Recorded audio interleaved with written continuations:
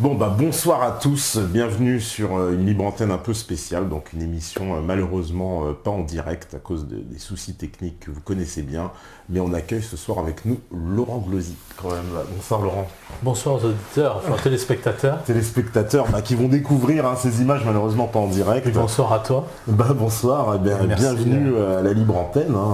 Alors Laurent, toi, sur internet on te présente plus, tu es l'auteur de plein d'ouvrages quand même assez impressionnants. Alors on peut les citer pêle-mêle puisqu'en plus on les a sous les yeux. Alors la Chine, l'empire de la barbarie, superstition funéraire, pédophilie, cannibalisme. Déjà. Ouais, ça c'est en fait des prêtres italiens qui ont fait un dossier et je trouvais qu'il était intéressant de le traduire. Je pars du principe qu'il y a des gens qui sont plus intelligents que moi, il y en a beaucoup. Et l'intelligence, justement, c'est de repérer ces gens-là et de les traduire quand c'est possible.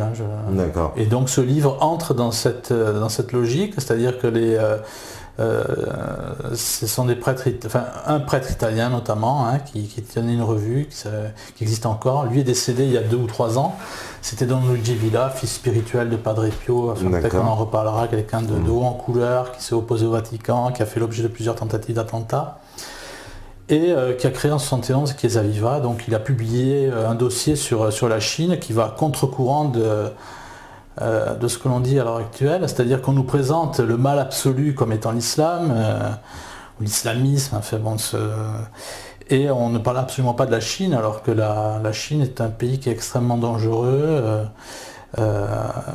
parce que tout simplement c'est un pays qu'on nous présente comme un modèle, sans le dire, pour la dictature à venir. Mais ça a été fabriqué, c'est un pays qui a été fabriqué de longue date.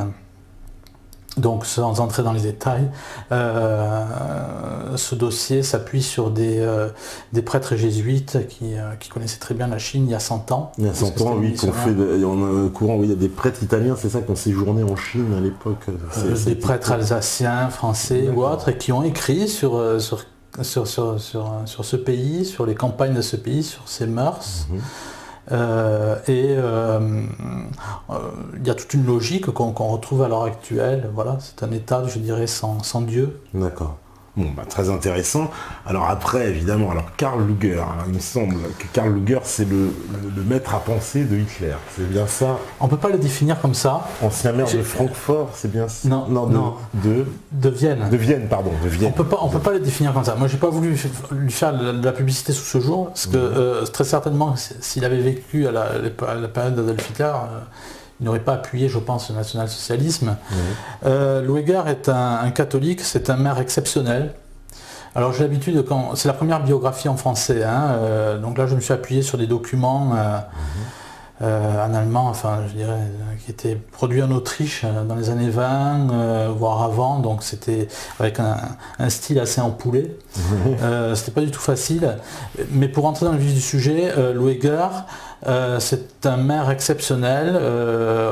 Les Rothschild se sont opposés à son élection, donc l'empereur François-Joseph a refusé 5 fois de 1895 à 1897, il a refusé 5 fois, et son élection, parce que le peuple le portait à la mairie, et devant la masse effectivement qui demandait Lueger, ils n'ont pu que reculer.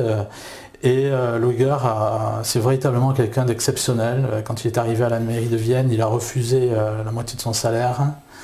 Il a même refusé des soins parce qu'il était aveugle, quasiment aveugle à la fin de ses jours. Il est décédé en 1910 à cause du diabète. Et il avait refusé aussi les soins d'un médecin bavarois qu'il trouvait trop cher pour la mairie pour la municipalité de Vienne.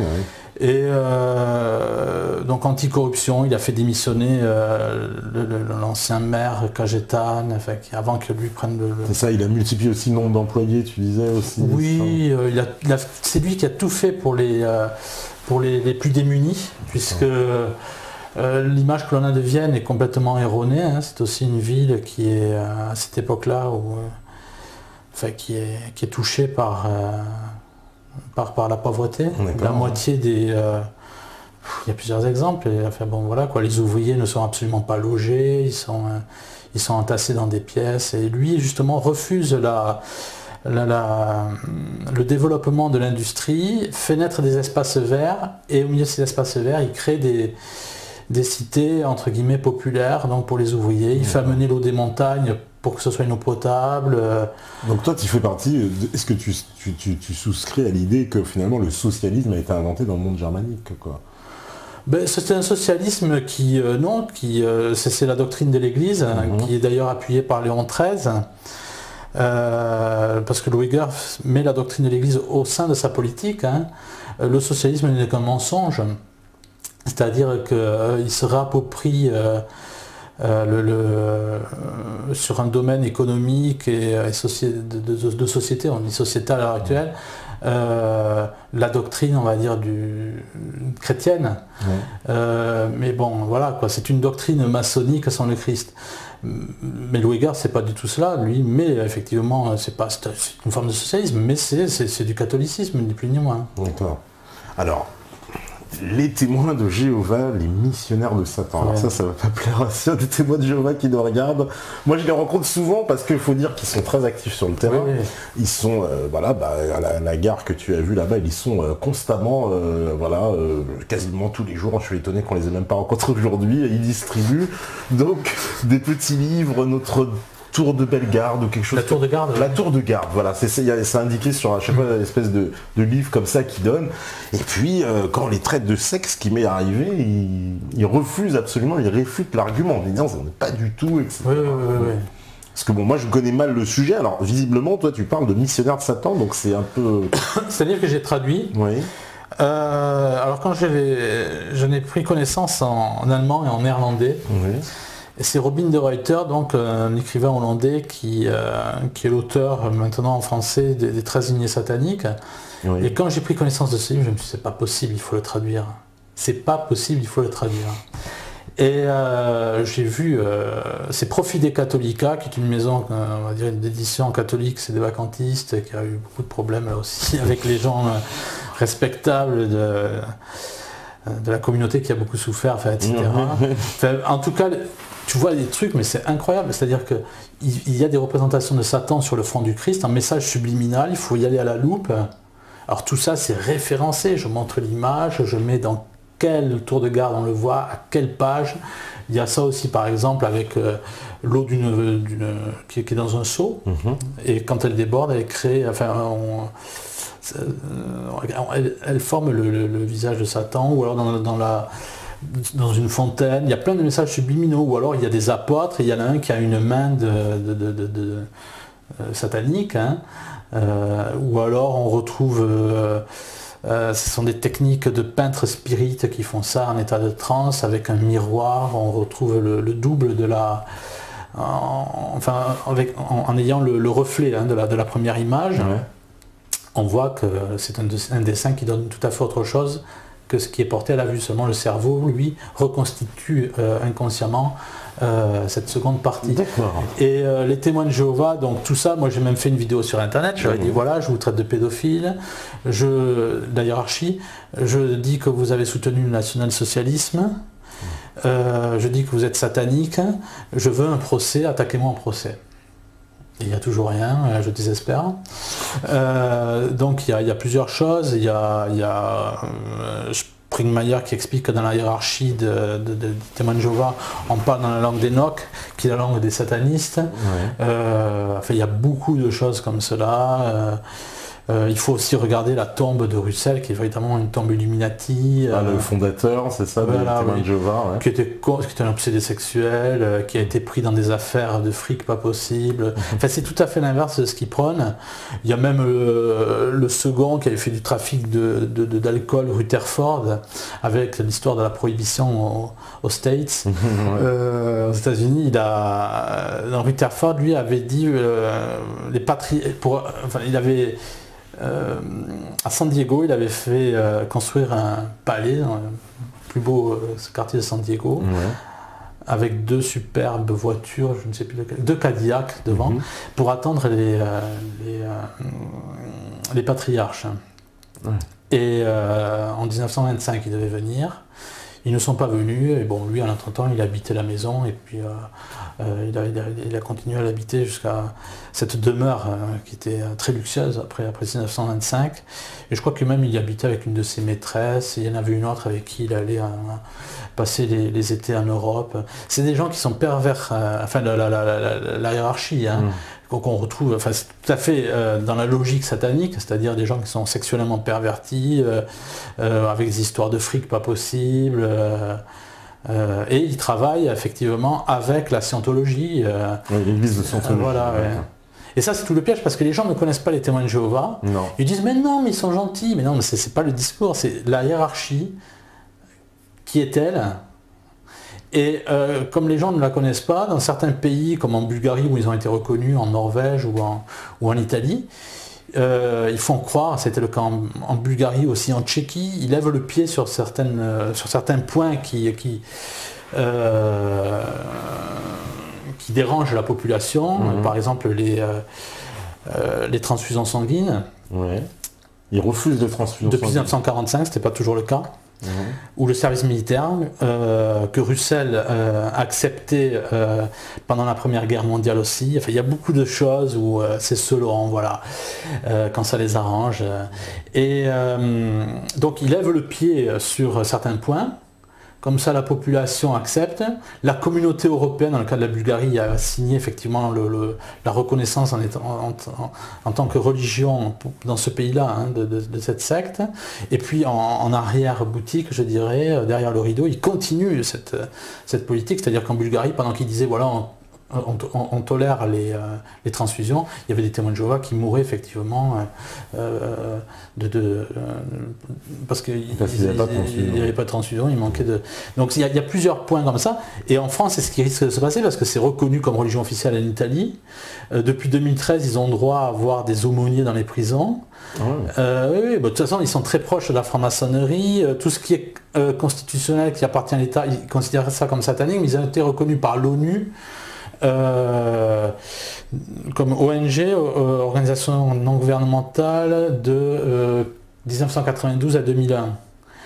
Enfin, on pourrait parler de l'ONU là aussi, institution Illuminati supranationale, etc. C'est un gouvernement, voilà, qui est supranational.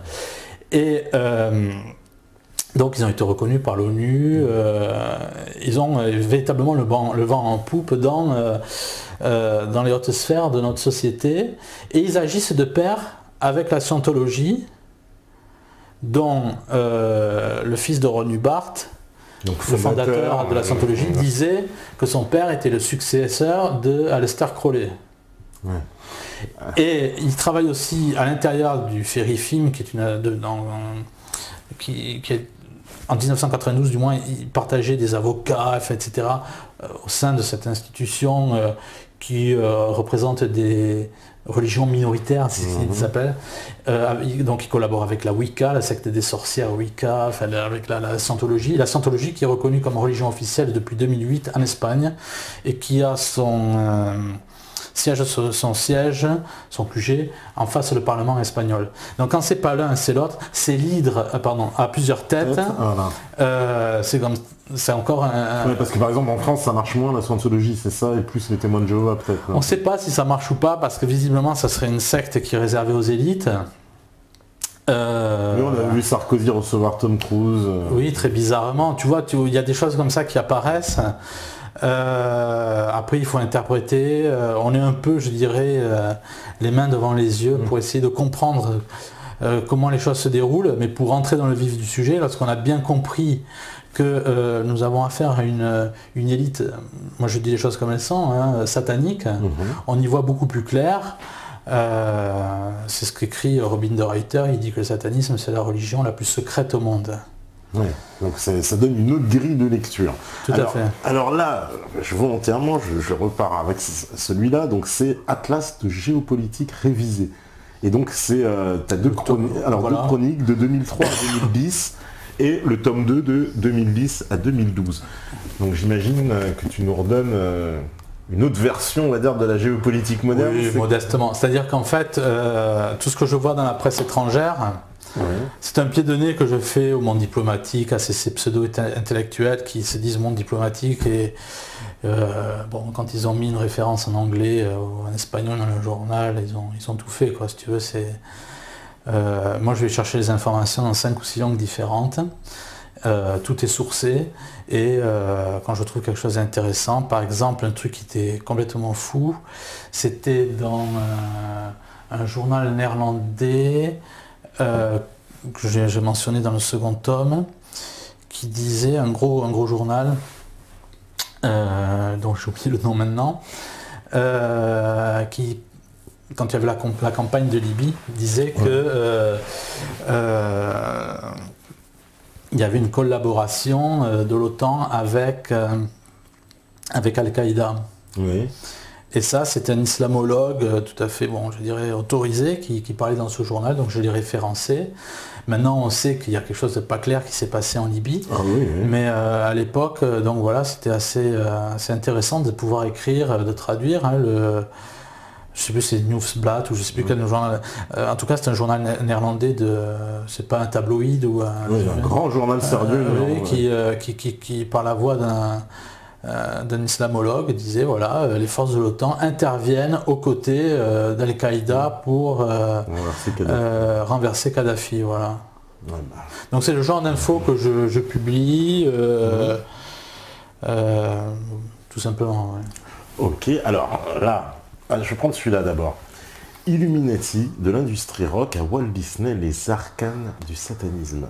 Alors là, c'est quoi? C'est une plongée dans l'univers du spectacle, et on va dire, c'est ça, du divertissement? Tout à fait. Alors là, j'ai repris les propos de gens qui ont fait la musique, comme Bowie, comme John Todd, qui a été un très grand impresario, qui a été assassiné. Il y a aussi le père...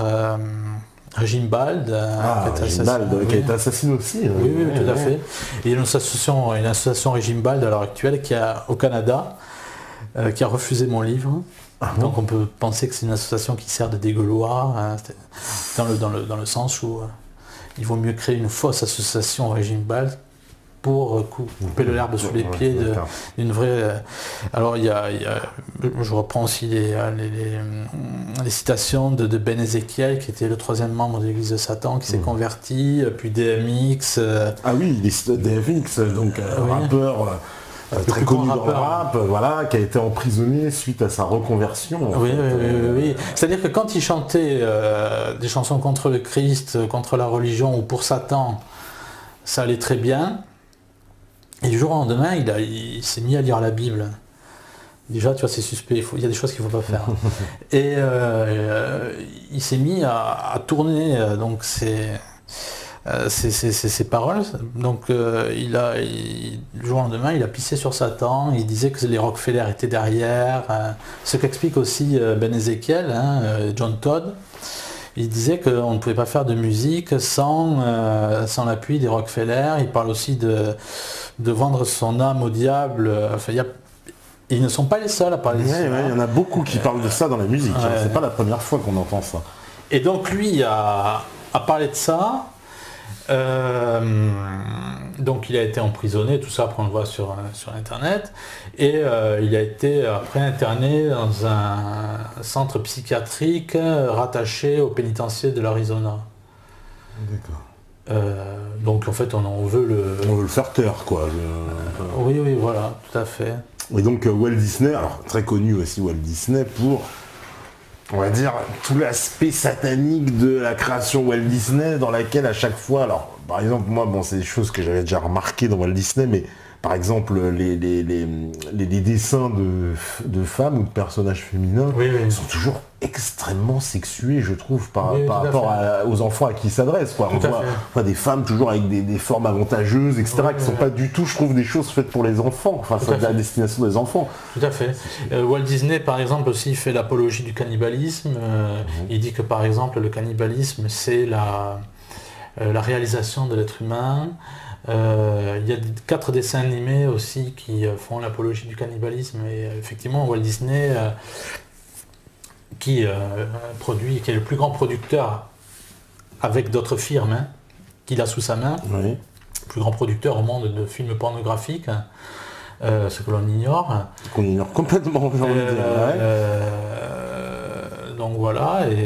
Parce que aussi dans Disney, alors bon, non seulement évidemment il y a tout un tas de symboliques souvent qui sont utilisés, mais semble-t-il, alors ça c'est des choses que les gens tu pourras peut-être confirmer ou infirmer ça, alors déjà semble-t-il que les personnages d'enfants souvent n'ont pas de parents. Ils sont souvent livrés à eux-mêmes. Tu vois, ça je l'avais pas... Voilà, mais j'ai remarqué, hein, quand j'ai dit ça, des fans de Disney vont dire oui c'est vrai, parce que souvent les parents soit sont pas là, soit les ont abandonnés, soit sont morts. Enfin, ils sont souvent des personnages d'enfants sans parents, donc un peu délaissés. Et aussi, qu'est-ce qu'on nous a fait remarquer, une autre chose sur les films de Walt Disney. Déjà, c'est vrai qu'il utilisait beaucoup de symboliques, quand on allait les rechercher dans le fond. Ah voilà, et qu'il n'y avait pas de personnage noir à part la petite grenouille, ou la princesse et la grenouille, je sais plus quoi. C'est fort possible, mais... Voilà, mais qu'il n'y a aucun personnage noir dans tout le... Voilà, depuis la création de Walt Disney. Hein. Oui, alors ça c'est assez marrant parce que Walt Disney a adopté, on dit, plus de 40 enfants, dont certains viendraient d'Afrique, et on ne sait pas trop ce qu'ils sont devenus. On est véritablement avec Disney dans le monde du satanisme, on le voit avec ses productions, hein, et alors encore, avec les dérives sexuelles, etc. Parce que dans le satanisme, en fait, ce qu'il faut faire, c'est la perversion des âmes, c'est rendre les âmes, les esprits esclaves, on va dire, tributaires de certaines choses. Donc c'est casser le développement normal de l'esprit. Et Walt Disney est très, très bien arrivé à cela, oui. Parce qu'en plus, on a enfin, je sais pas si... la sorcellerie n'a jamais été autant développée avec Walt Disney. D'accord. Parce que Walt Disney, c'est un peu une espèce de, j'ai envie de dire, pour trouver le bon terme, c'est pas un dogme, en tout cas, c'est une icône. Tout ce qui vient de Disney, sur laquelle on ne peut pas toucher, parce que les gens, quand tu critiques les dessins animés, ils ont l'impression que tu critiques les enfants. C'est ça, ouais. C'est-à-dire que tu dis, oui, mais ça, c'est pas bon pour... Ah, mais tu critiques les dessins animés. Enfin, Disney bénéficie d'une espèce de truc qu'on n'a pas le droit de remettre en cause. Ceci dit, beaucoup de gens s'aperçoivent maintenant de cela. Ouais. Et ce qui est marrant par rapport à ce que tu dis, c'est que ce livre a été traduit en italien par, je le cite, hein, parce que véritablement, c'est un très bon travail qui a été produit par Paolo Baroni, et qui, 3 jours après la sortie du livre en Italie, il a eu droit à une visite, donc il a été perquisitionné. Et en tout cas, les exemplaires qu'il avait ont été pris par la police italienne. Carrément. Alors je ne sais pas s'il a été perquisitionné par rapport... en tout cas, ils sont partis avec le bouquin, quoi. Il y avait plusieurs exemplaires, ils ont pris le livre. Donc Disney bénéficie en plus d'une... Mais il n'y a pas que Disney, hein, c'est-à-dire que j'attaque tout ce qui est... ça c'est des choses dont on pourra parler dans la soirée. Tout ce qui est ordre démoniaque dans les élites politiques, voire les élites qui sont derrière, puisque les présidents ou tout ce cortège, je veux dire, de Pinocchio qu'on nous sert, ne sont que des gens à la merci, effectivement, de gens beaucoup plus puissants. Hein. Les guignols qui font la politique, c'est des gens qui doivent des comptes bien au-delà. Et donc j'explique les origines sataniques, effectivement, de cette élite que l'on ne voit jamais. D'accord. Parce que Disney, donc ça ne s'attache pas qu'à Disney, hein. On entre véritablement... c'est un résumé, parce qu'il faudrait des... c'est le plus connu. Il a des origines françaises, semble-t-il. Disney, ça vient de Disney. Le chevalier de Disney. Oui, on dit que sa mère venait d'Espagne aussi. Semble-t-il. Mais on ne sait pas trop, comme la plupart des familles Illuminati, on ne connaît pas trop leur famille. C'est un peu le cas avec Clinton, notamment. On nous fait croire que voilà, il est adopté. George Clinton. Oui, tout à fait. On nous fait croire bien souvent que ce sont des gens qui ont été adoptés ou autres. Mais dans les Illuminati, on suit effectivement les liens ou du moins les... Parce qu'on avait vu que Dick Cheney était cousin d'Obama, des choses comme ça. Ce sont des choses qu'on remarque. Tu vois, en France, par exemple, on va te balancer tout à fait inopinément, mais le type qui sait décrypter... oui, comme j'ai vu que Villepin était cousin de Chirac. Voilà, c'est marrant. Et on dit que Hollande est de la famille de... Tu sais, ça on l'a dit plusieurs fois à la télé, avec Sarkozy. Oui, et puis après on te dit oui mais il y a 400 ans il y avait un fermier, comme si tu vois on traçait la descendance des fermiers. Mais ça a été dit.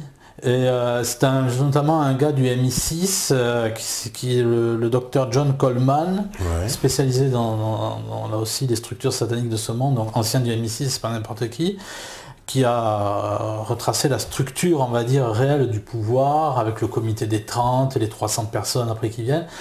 Et ce que l'on savait déjà, par exemple, Mitterrand de la même famille que la reine d'Angleterre, et tu retrouves ça avec Bush et la reine d'Angleterre. Alors toi, tu prends ça, c'est marrant, tu vois.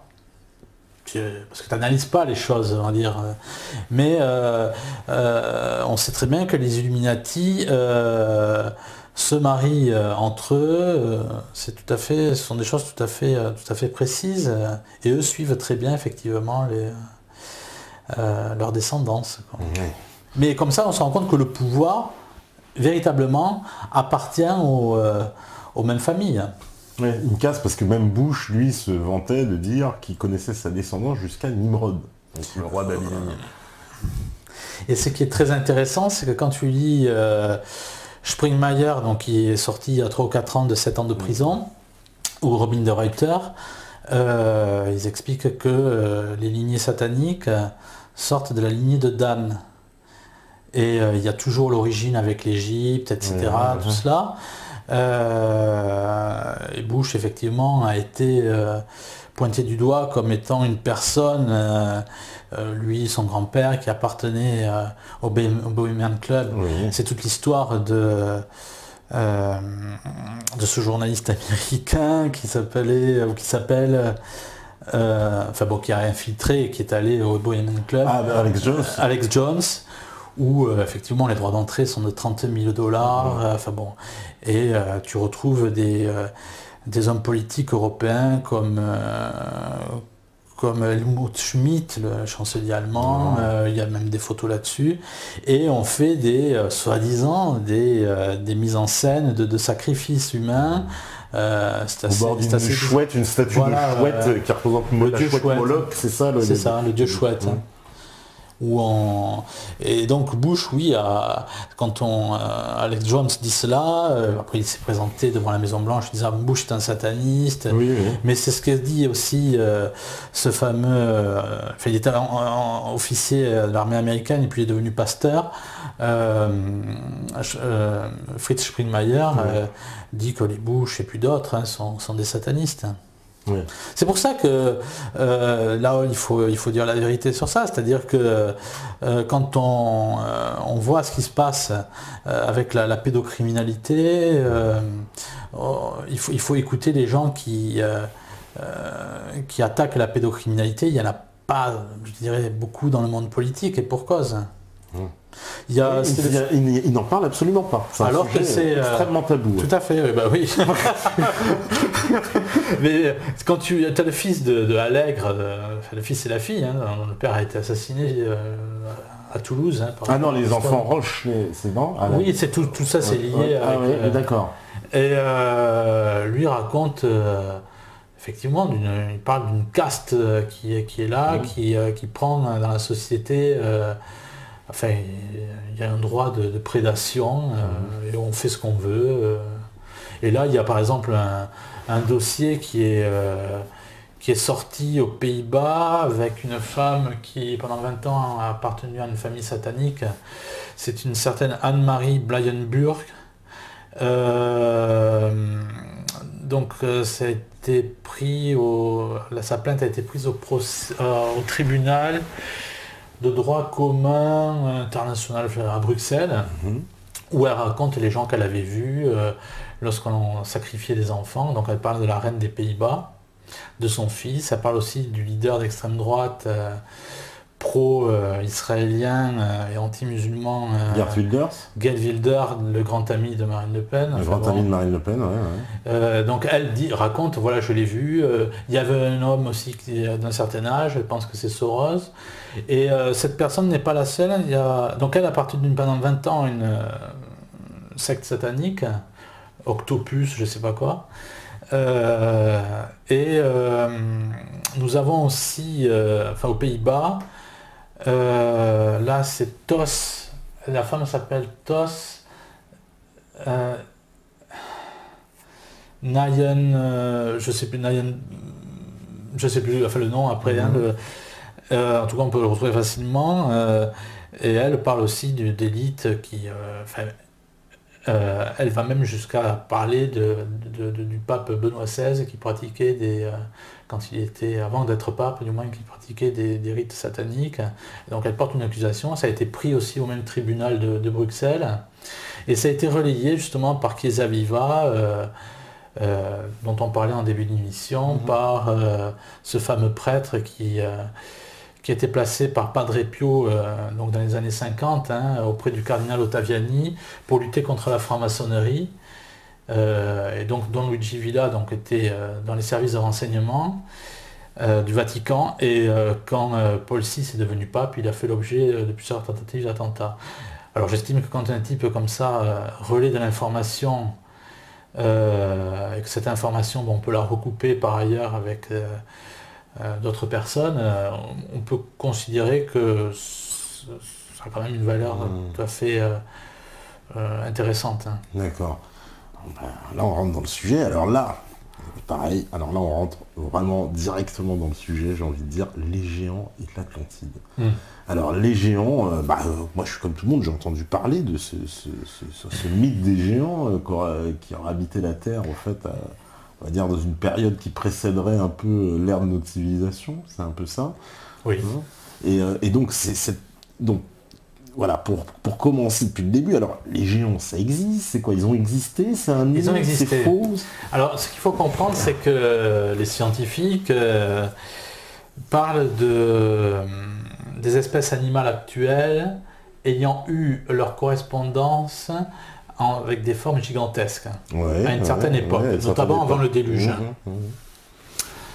Je pense à un paléontologue danois, un certain Lund, L-U-N-D, qui parle notamment de lynx géants qu'il a trouvé au Brésil, enfin des squelettes, qui auraient été importés donc, par de la boue, donc on pense à un déluge.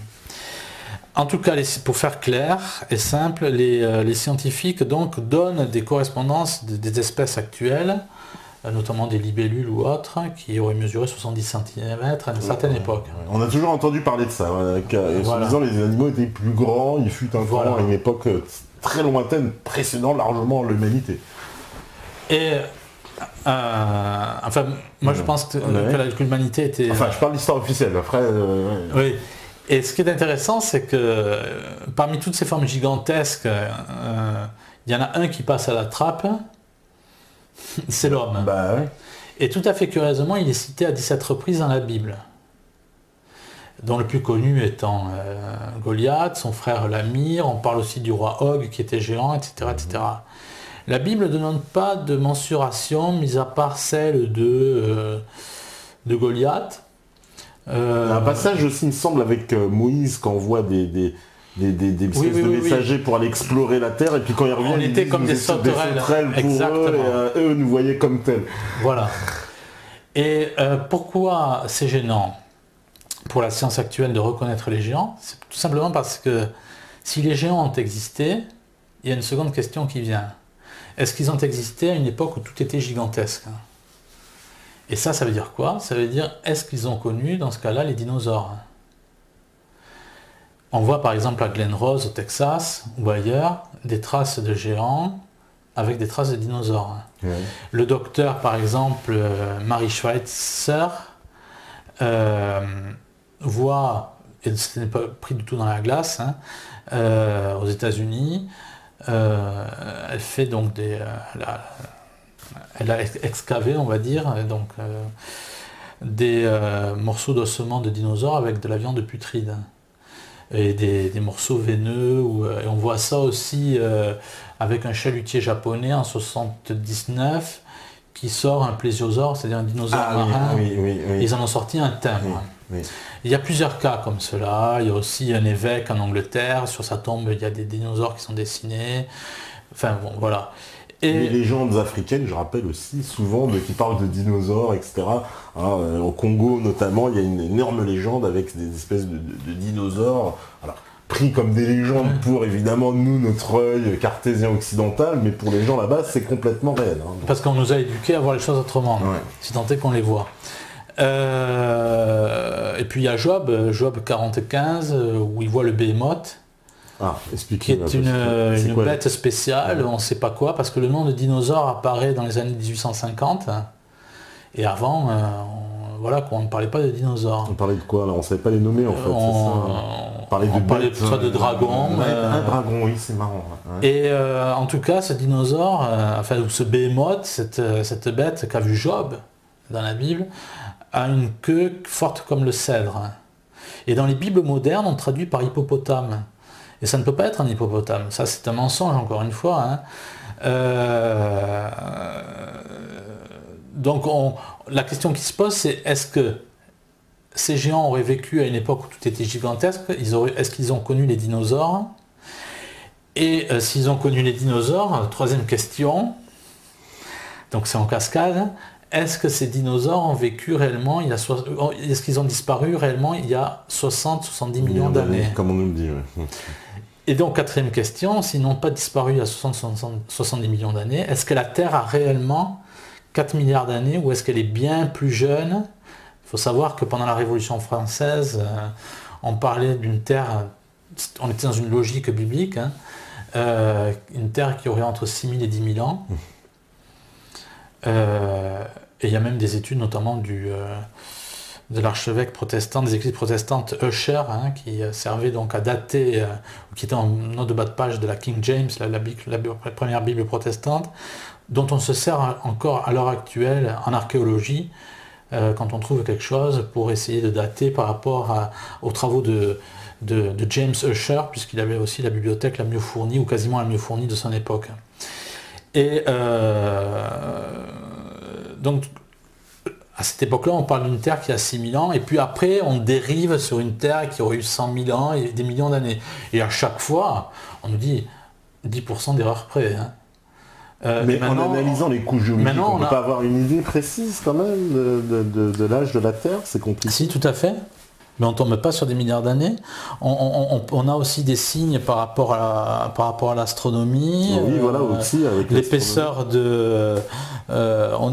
c'est un astrophysicien, Usher, qui parle du Soleil qui se rétracte de 1,50 m par minute, et qui dit que si cette rapidité de décroissance, on va dire, est constante, l'univers ne peut pas avoir des milliards d'années. Il y a plusieurs cas comme cela. Il y a aussi par exemple les anneaux de Saturne, où il y a 2 satellites donc, qui balaient sur leur passage donc, les poussières et qui constituent les anneaux. Et donc, si l'univers avait des milliards d'années, ça aurait fait longtemps que Saturne n'aurait plus eu d'anneaux. On retrouve ça avec Io, qui est un satellite de Jupiter, qui est bombardé toutes les 6 minutes par Jupiter. Et il se produit le phénomène suivant, c'est que la surface saline donc s'évapore quand Io est bombardé. Et il n'y aurait plus de sel, par exemple, sur la surface de Io. Et en plus, ce petit satellite de Jupiter produit aussi une très grande activité volcanique. Et par rapport à sa grosseur, ce satellite n'existerait plus s'il y avait des milliards d'années. Et il y a plusieurs cas comme ça. On parle aussi du génome humain qui se dégrade. Si l'homme avait, ou du moins si la Terre avait plusieurs millions d'années, ce génome serait détruit, abîmé bien plus qu'il ne l'est, bien plus qu'il ne le montre. Ou alors il y a aussi l'histoire des comètes, par exemple, sur les comètes, pour se déplacer, doivent avoir un noyau qui soit relativement petit. Et après, on dit effectivement qu'en approchant, dans l'ellipse, en approchant du Soleil, ce noyau fond. Ouais. Mais le problème, c'est que si ça a des milliards d'années, ce noyau n'existerait plus. Or, on nous dit que les comètes sont la bibliothèque, entre parenthèses, entre guillemets, de notre univers. Et les scientifiques, on va dire, évolutionnistes, donc pour pallier ce problème donc de noyau qui soit petit, et pour pouvoir interpréter une comète qui a des milliards d'années, disait que après Uranus, au limès du service du système solaire, il y avait une ceinture, si je ne m'abuse, ça s'appelle la ceinture de Hogg, de Zoger, mais il faudrait que je peut-être. Et on s'est rendu compte qu'avec les sondes, qu'il n'y avait strictement aucun planétissimo, aucune c'est-à-dire aucune matière qui pouvait servir entre guillemets de station-service pour les comètes. Et il y a XK aussi, on peut parler des dépôts de sédimentation dans les mers, ou après, quand il y a la sortie d'un fleuve, quand il y a un fleuve qui se jette dans la mer, il n'y a pas ces sédimentations. Enfin, il y a beaucoup sur aussi la constitution de l'atmosphère. Il y a plusieurs cas comme cela qui... C'est-à-dire qu'on confronte tous ces éléments-là, on voit que la Terre est plus jeune, c'est ça, mais quoi, ils veulent pas l'admettre? Pourquoi cette chronologie-là Tout simplement parce que les cas que je sors pêle-mêle, il y en a des centaines et des centaines. Il y a par exemple un satellite de Saturne qui se transforme dans l'atmosphère, c'est du méthane, et se transforme en éthane avec les ultraviolets.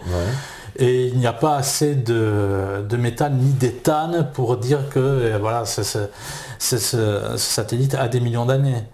Tout simplement pourquoi? Parce que pour que le darwinisme existe, pour que on va dire cette théorie qui s'appuie sur l'évolution des espèces, pour qu'elle puisse exister, il faut l'enfouir dans des âges ce qu'on appelle des périodicités très très lointaines.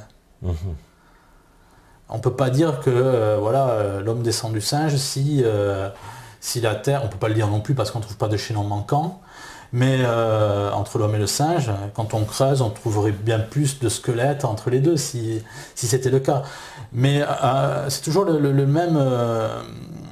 la même fonction, le même argument qu'ont les évolutionnistes, c'est qu'ils enfouissent quelque chose quelque part.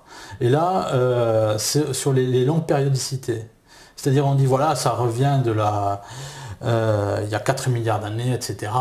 Et donc il peut aller chercher ce qui s'est passé il y a 4 milliards d'années, donc à partir de là on brode. Et c'est pareil avec l'univers. Ils disent voilà, ça vient de tel endroit de l'univers, des points complètement insondables. Et quelque part on est pris en otage par rapport à la technologie, et en fait on se rend compte qu'ils ne trouvent strictement rien. Et si on prend le cas le plus simple donc du chaînon manquant entre le singe et l'homme, c'est le British Museum qui avait pour charge donc d'étudier le linceul de Turin. Oui, le fameux linceul de Turin. Voilà. Ouais. Et jusque dans les années 50, ils avaient dans leur rayonnage la tête de l'homme de Piltdown. Et pendant 40 ans, ils ont refusé de la sortir. Et ils disaient, voilà, c'est la tête entre l'homme et le singe, c'est la preuve que l'homme descend du singe. On a trouvé le chaînon manquant. C'est le même topo qu'on nous sert avec Lucie. Et en fait, l'histoire, c'est que c'est un mélange de dents qui a été fabriqué de singes avec des mâchoires d'homme. Et quand on a sorti le crâne de l'homme de Piltdown, il était tellement faux qu'on a trouvé les traces digitales des faussaires à l'intérieur du crâne. Et il y a même cette même histoire au début du siècle avec Eugène Dubois, qui avait créé l'homme de Java. Oui, l'homme de Java, ouais. Et sur son lit de mort, il a reconnu que c'était un faux. C'est-à-dire l'homme qui était cette espèce entre... Voilà, un petit homme entre l'homme moderne et les ancêtres. Tout à fait. Donc il y a plusieurs cas comme cela. Ah, donc c'était un faux, l'homme de Java. L'homme de Java, l'homme de Piltdown, il y a l'homme de Piltdown, l'homme de Nebraska aussi, qui sont tous des faux. Lucie est un faux. Lucie est un faux, la fameuse Lucie d'Éthiopie. Tout à fait. C'est-à-dire c'est quoi? C'est des ossements de singe? Ce sont des mélanges. C'est le docteur Stott aux Pays-Bas qui explique cela, entre autres, hein, mais il y en a d'autres.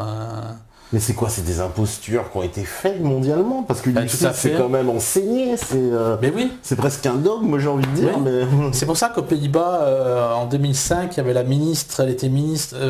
elle s'appelait... je retrouve le nom, mais voilà. Maria van der Hoeven. Maria van der Hoeven, elle est assez connue. Voilà. Oui. Donc qui était ministre de la Culture, ministre de la Science, Culture, Science et ministre de l'Éducation nationale, et qui a travaillé avec celui qui avait été primé premier scientifique des Pays-Bas en 2003 avec donc c'est Seis Dekker, scientifique qui a eu la plus haute distinction scientifique, s'appelait le Spinoza Prize, prix Spinoza, en 2003. Et tous les deux donc on dit voilà, il faut enseigner le créationnisme avec le darwinisme, et ils ont eu droit à un tollé à l'Assemblée nationale, ce qui paraît qu'il y avait eu au Parlement donc de La Haye, il y avait on n'avait pas eu autant de tumultes depuis la Seconde Guerre mondiale. Il y avait les députés qui étaient complètement... Ben oui, parce que quand on veut établir un ordre sans Dieu, on est obligé le darwinisme est une pierre incontournable. D'ailleurs, pour la Chine, quand on parlait de la Chine tout à l'heure, avant d'instaurer le communisme en Chine, on a commencé par mettre le darwinisme au centre de l'éducation des Chinois. Et on a commencé à citer Darwin en Chine dans les années 1885. Ah, c'est dès le début alors. Oui, et puis après je crois que de l'origine des espèces est sorti au début des années 1900 en chinois. C'est ce qu'explique ce scientifique qui est en prison. Ouais. C'est-à-dire le docteur Kento Vint, qui a pris 5 ans ou 7 ans de prison, qui doit sortir en 2015 en tout cas, pour une histoire de blanchiment d'argent, alors qu'il n'avait rien du tout. Enfin bon, il n'avait pas de salaire quasiment. Enfin, et le tort qu'il a eu, c'est qu'il avait ridiculisé devant les caméras américaines le grand Dawkins, grand darwiniste Dawkins. Et puis c'est quelqu'un qui évangélisait par rapport en enseignant effectivement le créationnisme. Et lui explique que dans une société, dès qu'on enseigne le darwinisme, il y a une explosion de la violence, explosion donc des divorces, de l'avortement, etc., etc. Et c'est tout à fait logique, parce que si on explique à l'homme voilà, qu'il descend du singe et qu'il ne vient pas de Dieu, on n'a pas tout à fait dire, la même importance, on n'a pas la même considération de soi. Donc on fait une corrélation, d'accord, entre les sociétés, mais aujourd'hui toutes les sociétés quasiment adoptent ce modèle, enfin tout au moins en Occident. Ah oui, sauf chez les Arabes, mais et d'ailleurs il n'y a qu'à voir le résultat. Ouais. On n'a jamais eu des sociétés aussi bas, je veux dire, intellectuellement, au niveau des mœurs, au niveau de tout ce qu'on veut. On est dans une société... Le darwinisme est une manière d'amener le matérialisme. Et à partir de là, donc... et tout ça pour arriver après à d'autres choses, bien entendu. Mais alors ces fameux géants, parce que moi il y a quelque chose qui existe. Alors je commence mon livre en montrant un géant de 3,70 m. Ouais, on le voit une photo de... Oui. Ouais. Qui a été exposé à la Gare de Londres. Il y a plusieurs musées américains qui sont des musées privés où on voit effectivement des parties de squelettes de géants. Voilà. Et je cite aussi le bulletin d'archéologie française en 1953, août ou septembre 1953, pour ceux qui connaissent la Sardaigne, où en Sardaigne ils ont vu 2 squelettes de géants dans les fameuses tombes donc, de géants. D'ailleurs, je fais là aussi une petite digression, aucun des habitants de la Sardaigne ne pense que ces tombes ne viendraient pas des géants. Tout le monde croit, Et d'ailleurs pour cause, on a vu des squelettes de géants, et c'est tout à fait... Même le Figaro parle de ça, l'information est reprise par le Figaro en 1953. Je vous parle de plein de choses, c'est-à-dire aussi La Croix, le journal La Croix, qui parle aussi de géants parlant des langues inconnues. Lorsqu'il y a la bataille du Rif, donc dans l'Atlas au Maroc, où l'armée française voit des géants, et c'est La Croix, le journal La Croix qui parle de ça. Et ce bouquin, si tu veux, je l'ai fait parce que j'ai voulu couper l'herbe sous les pieds de tout ce qui est ésotérique, pour dire ceux qui ont étudié les géants, ce sont des gens de l'Église. Notamment, on retrouve Saint-Augustin dans la Cité de Dieu, dans la Cité de Dieu, qui en parle avec un géant Nébrod, constructeur de la tour de Babel. Voilà. Et on retrouve aussi le plus grand linguiste de l'Église catholique, est un jésuite qui a vécu de 1600 à 1680, c'est-à-dire le père Athanase Kircher, qui était professeur de grec, de mathématiques, d'hébreu, et j'en passe des meilleurs, qui parlait 29 langues, et qui parle des géants, et qui reproduit en 1665, dans un de ses livres, donc il ne se contente pas de faire des études sur les géants, qui reproduit une carte de l'Atlantide.